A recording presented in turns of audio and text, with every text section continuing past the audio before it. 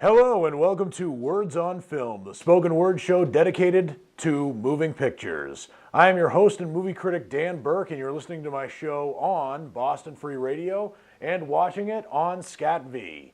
Welcome to the show, everyone. We've got actually a lot to discuss for this show, particularly the fact that the Oscars are this coming Sunday, and I'm going to give you my predictions. In addition to that, instead of reviewing my usual movies, I'm going to give you actually my reviews of the short films that have been nominated for Oscars this year in the animated and live action categories. But first, here are the box office numbers. Number one at the box office for the second week in a row is Deadpool. Deadpool is pulling in some really impressive numbers here. This weekend in America alone, it grossed $56.5 million. Its total domestic gross so far has been $236.9 million in just 2 weeks. And that is against a budget of $58 million. And internationally, it's doing even better than that. Internationally, so far, it has grossed $493.1 million. So the R rating by Deadpool is not hurting it at all. In the States and around the world, it is a certified hit.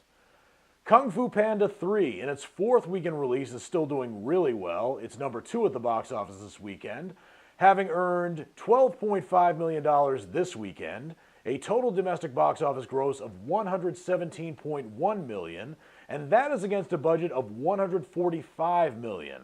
So surprisingly, even though it's been doing really well and hasn't gone below number 3 at the box office in its entire 4-week run, it still hasn't earned all its money back in the States, which is surprising. However, around the world, it has grossed $291.2 million. So that's one of the rare instances that it's not a hit yet here in the States, but around the world, it's a certified hit. Interesting. Risen is the number 1 debut movie of the week, but it's number 3 at the box office this weekend.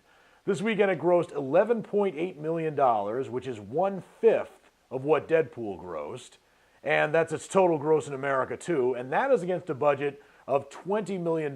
So even though it started out strong, it still has a ways to go to recoup its budget, which it might do in the next week or two.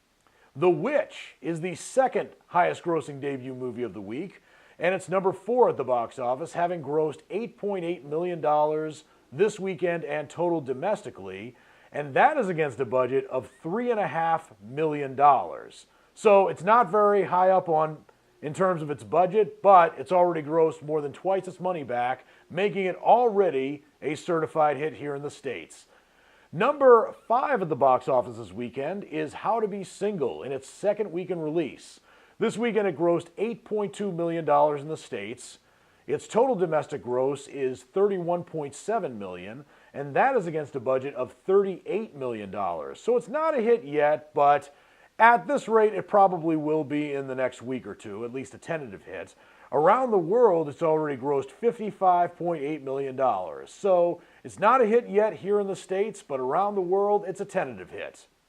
Race is also debuting this week, the third highest grossing debut movie of the weekend. However, it's number 6 at the box office this weekend, and Race, for those of you who may have forgotten, is the biopic about Jesse Owens. And Race earned $7.4 million this weekend and total in the States, and that is against a budget of $5 million.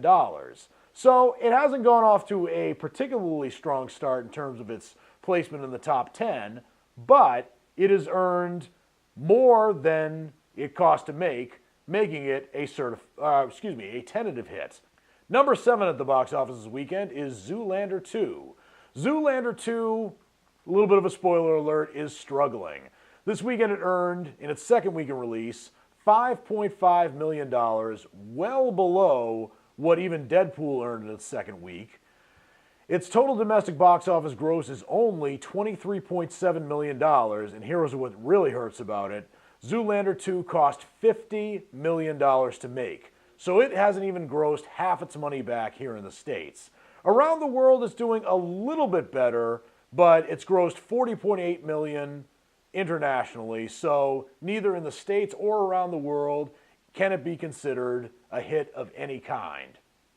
Star Wars Episode 7, The Force Awakens. I'm just going to go out and say it. It's a certified hit. It has been for months now, so why do I even bother listing how much it's grossed? But on a budget of $200 million, this weekend it made $3.9 million. Its total domestically is $921.7 million, and internationally it has grossed $2.04 billion. The Revenant is number 9 at the box office this weekend in its 9th weekend release, and it's probably not going to be going anywhere anytime soon, at least not in the next 2 weeks. This weekend it also grossed $3.9 million. Its total domestic gross is $165.2 million, and that is against a budget of $135 million. But around the world it's already grossed $381.6 million, making it a tentative hit here in the States and a certified hit around the world. And finally, Hail Caesar, number 10 at the box office, earning $2.7 million this weekend, a total domestic box office gross of $26.3 million, and that is against a budget of $22 million. Welcome back to Words on Film on Boston Free Radio and SCATV. I am your host and movie critic Dan Burke, and this is the spoken word show dedicated to moving pictures, and I'm glad to have you with me whether you're listening to me on the radio or watching me on TV. Either way, let's talk about movies. There have been some films that I've seen, actually some short films that I've seen in the animated and live action category that I'm actually going to review for you right now. The difficult thing about the short film categories is those are probably the hardest to predict who will win because you never exactly know, based on who's voting and maybe what their preferences are, what they're looking for in these short films. Are they looking for something that's feel good or something that's intense emotionally but thought-provoking? And that can be for both animated and live action, because the animated category is not necessarily for kids. And the animated category is what I'm going to talk about right now. So, the short films. How I'm going to do this is I'm going to give you the titles of the films, and then I'm going to give you a brief synopsis of what the films are about, how they're animated, and so forth. And then I'm going to tell you what I think is the best. So here we go. The nominees for animated films in the short film category are Bear Story. And Bear Story is a CGI film from Chile, which is actually about anthropomorphic animals, particularly one bear, who tells his life story via some sort of Rube Goldberg-like jukebox machine that he plays for a willing viewer. And you learn a lot about his story and also about the family he's lost through this story he tells animatronically. The next nomination for short film in the animated category is one called Prologue. And this is actually a very short film, as in, of course it's short, but it's only 6 minutes long. But it tells a very intense story and an extremely violent one, this hand-drawn film about primitive warfare. And that's really all I'm going to say about it. It comes from the UK and is directed by Richard Williams. This is the same Richard Williams who was an animator on Who Framed Roger Rabbit, as well as a number of other animated shorts and feature films. And he's worked with a lot of big animators, including Chuck Jones. So if I were to tell you, if I just show you this film and told you that the same animator who worked on this also worked on Who Framed Roger Rabbit, you would think I was crazy. But that's the case in the case of Prologue. The next nominee in the short film animated category is Sanjay's Super Team. This is one that's made in the US. It's actually a Disney Pixar short film that was shown before The Good Dinosaur in theaters. And this is about an Indian boy named Sanjay who is obsessed with this cartoon show about superheroes, but then he gets an unexpected lesson about his Indian religion from his stern father.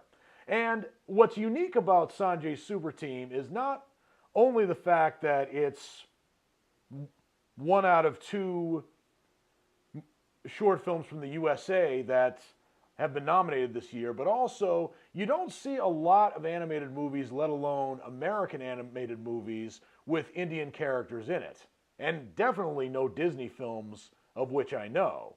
Certainly not any full-length feature films. So that's what made Sanjay's Super Team unique in that perspective.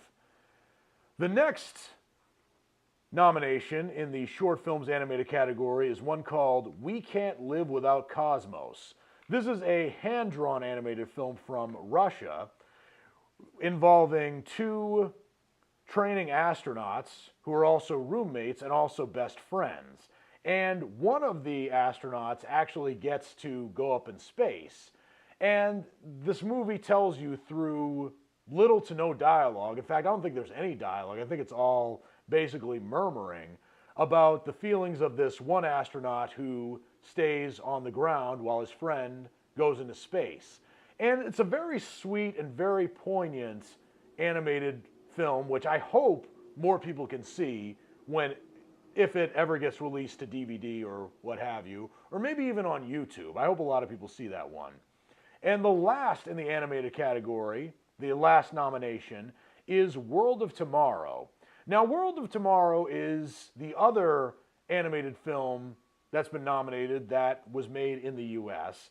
And it tells this interesting time travel story, but with cheaper animation than you'd actually expect. But just because it's cheaper animation doesn't actually mean that it's a bad film at all.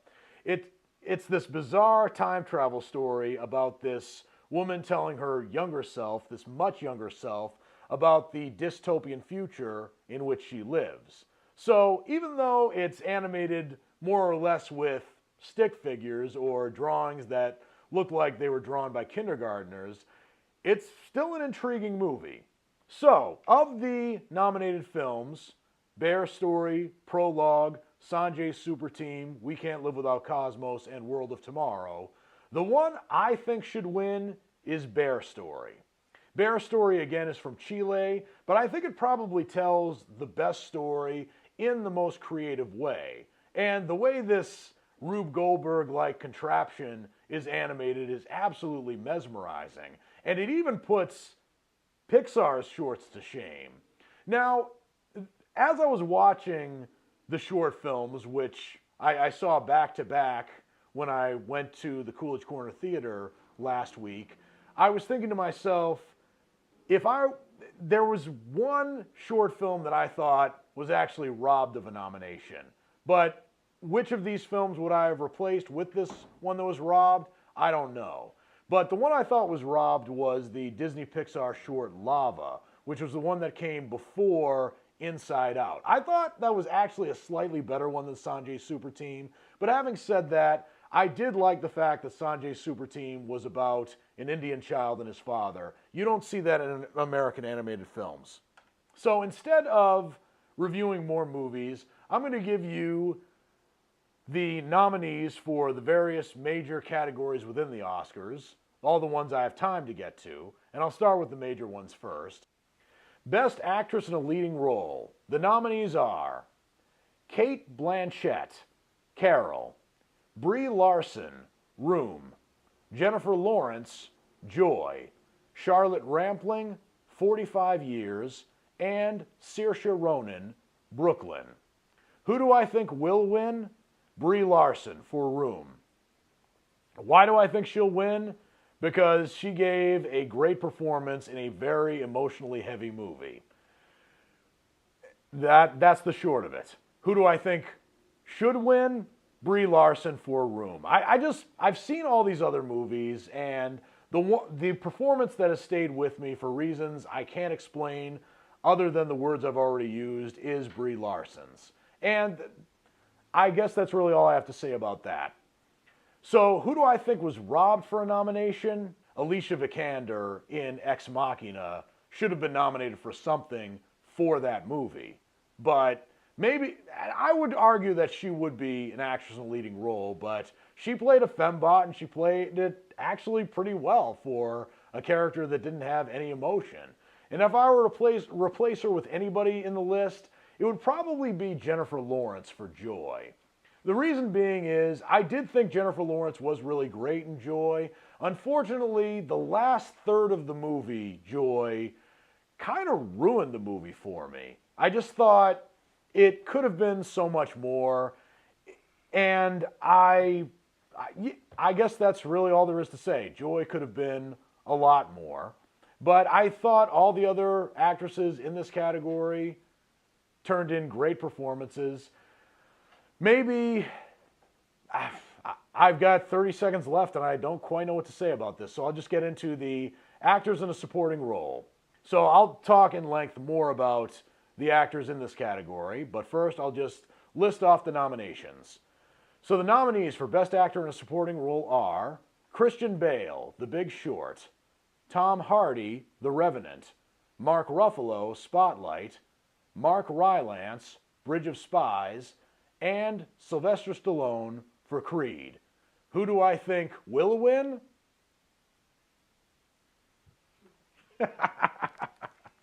And break. Continuing with my discussion about who I think should be, who I think will win for actor in a supporting role, judging from what I've read, Sylvester Stallone in Creed. And I think that I think he turned in probably his best performance as Rocky Balboa in Creed. And that's saying a lot considering that of the 7 movies in the Rocky franchise, 5 of them were really good.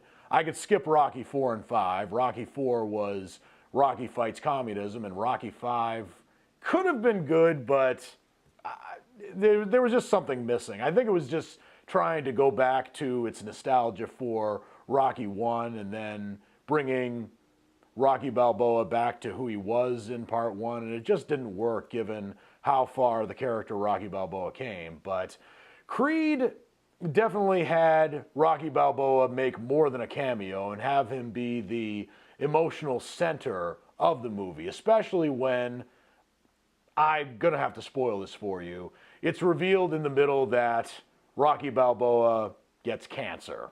That's actually a pretty sad part, and I think that Sylvester Stallone played that part well. Who do I think should win? Mark Rylance for Bridge of Spies.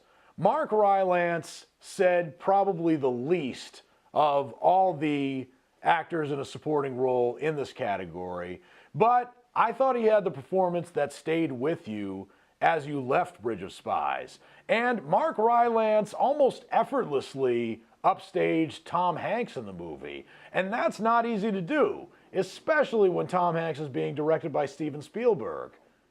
Best Actress in a Supporting Role. The nominees are Jennifer Jason Leigh, The Hateful Eight, Rooney Mara, Carol, Rachel McAdams, Spotlight, Alicia Vikander, The Danish Girl, and Kate Winslet, Steve Jobs. Who do I think will win? This one is probably the toughest of all the acting categories because it seems to be down to Alicia Vikander for The Danish Girl and Kate Winslet for Steve Jobs. But if I were to choose one, it would be Kate Winslet.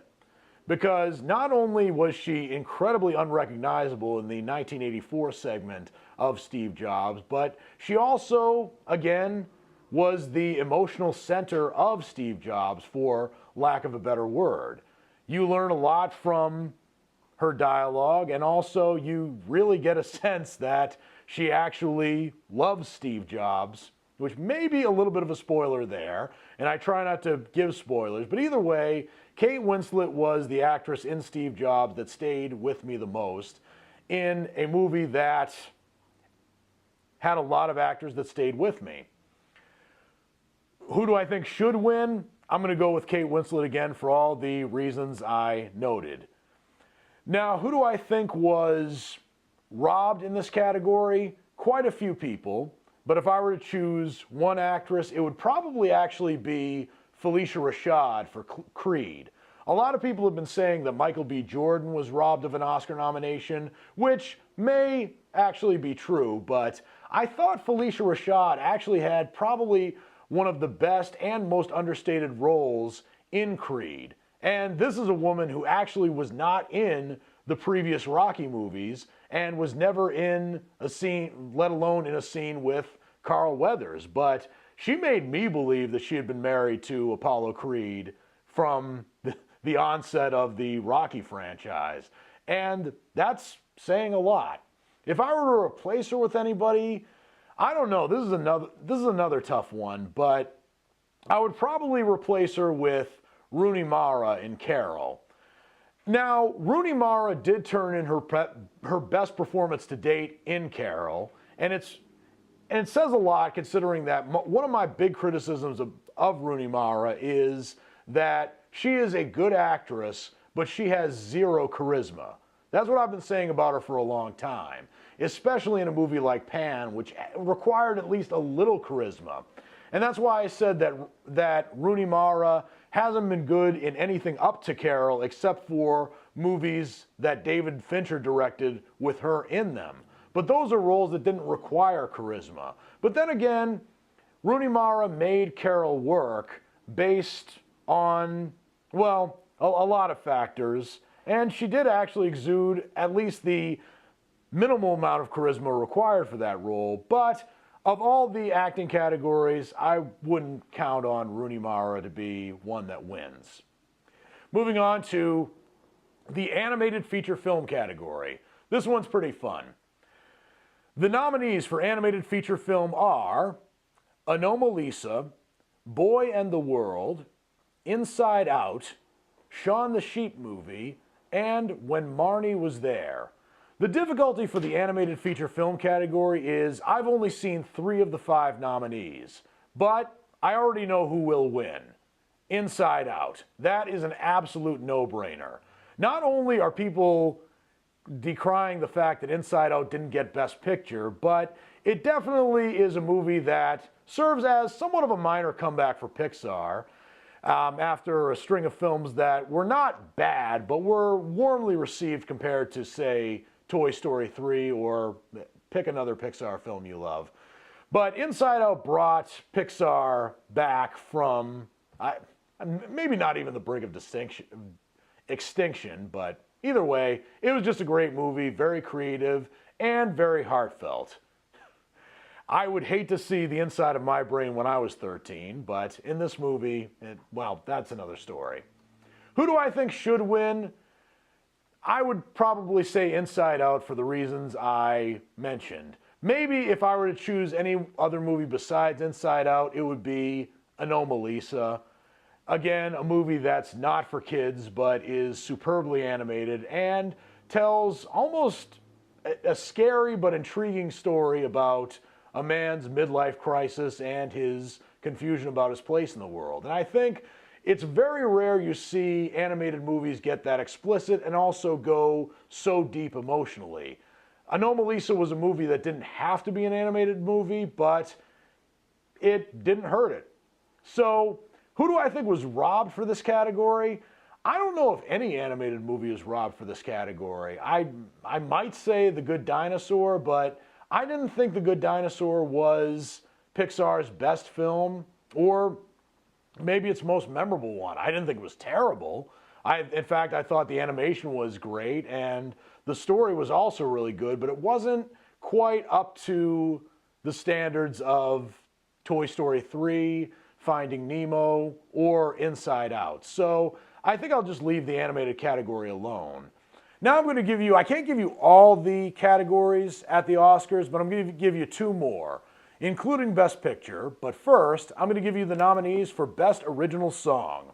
The nominees are Earned It from 50 Shades of Grey, Manta Ray from Racing Extinction, Simple Song 3 from Youth, Till It Happens to You from The Hunting Ground, and Writings on the Wall from Spectre, the James Bond movie. Now this is also a very difficult category because I haven't seen 2 out of the 5 movies that are being nominated here. Racing Extinction, which I assume is a documentary, and The Hunting Ground. But if I were to choose one from this list, it would probably be Simple Song 3. Simple Song 3 is a classical music piece written by Michael Caine's character in the movie, and it's one of the few songs in recent years in a movie that actually serves as an integral plot point within the movie. And it doesn't just play during the opening or closing credits like Earned It from 50 Shades of Grey or Writing on the Wall from Spectre does. And also, Writings on the Wall, which was sung by Sam Smith, is coming up against Skyfall, sung by Adele, which came out 3 years ago. It doesn't have a chance. So, I think, although I don't know for sure, Will Win and Should Win should be Simple Song 3. What was robbed of this category? 2 songs that I know of. The first one is Lava from the short film Lava from the Disney Pixar animated short. And that song is one I still sing to myself when I'm in the car sometimes. And I thought it told the story of the volcano who's looking for a soulmate incredibly well and was very reminiscent of other native Hawaiian songs. So if there's a rule against nominating a song just because it's in a short film, not in a feature-length film, that rule should be nullified for Lava. The other song is the song Flashlight from Pitch Perfect 2. That song also, like Simple Song 3 in Youth, served as an integral plot point actually in several parts of the movie Pitch Perfect 2. Also, Pitch Perfect 2 was such, not only a musical film, but an appealing musical film, that it's an absolute shame that it wasn't nominated for either original song or maybe even original score. But then again, the music in Pitch Perfect 2 wasn't original, so that one gets a pass. But the song Flashlight was original to Pitch Perfect 2, and it should have been nominated, and it's an absolute shame that it wasn't. So now, the Best Picture categories to end this show. For the Best Picture, the nominees are The Big Short, Bridge of Spies, Brooklyn, Mad Max Fury Road, The Martian, The Revenant, Room, and Spotlight. Now, this is one of those dark horse categories in the sense that no one knows what will win. One of these films may pull off an upset, but who do I think will win? As much as I hate to say it, even though I did enjoy the film, The Revenant. And the only reason... See, The Revenant is a really good film. It certainly told a great story, and it told probably one of the epic Boy Scout stories of survival. However, the reason I don't think it should win, I'm just going to tell you that point blank, is because there are a lot of things to it that are very unrealistic, even though it is based on a true story. One of the big things that I've been told by some natives I know in Maine is that if you cut open a horse in freezing cold winter and sleep inside it, you won't stay warm. The horse will actually freeze, and so will you, to death. But maybe it's not exactly going on historical or maybe even scientific accuracy here, but that's one of the big reasons I don't think The Revenant should win Best Picture. What do I think will win Best Picture, or what do I think should win Best Picture? Spotlight. Because I've said this before, and everyone I've spoken to agrees with me on this who has seen Spotlight. Spotlight is the best film about journalism since All the President's Men. It is a movie that people in journalism school will be watching decades from now, and they will think to themselves, I don't want to be the next Woodward and Bernstein. I want to be the next Spotlight team.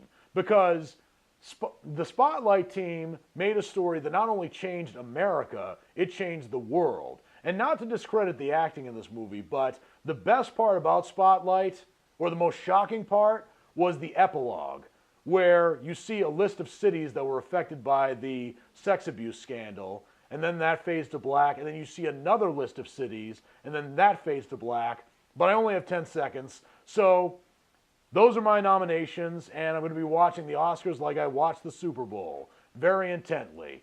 And in the meantime, that's all for Words on Film for this week. Next week, I'll be back with the Oscar winners and my reactions, and the Razzie winners, quote-unquote. In the meantime, this is Dan Burke saying I'll see you at the movies.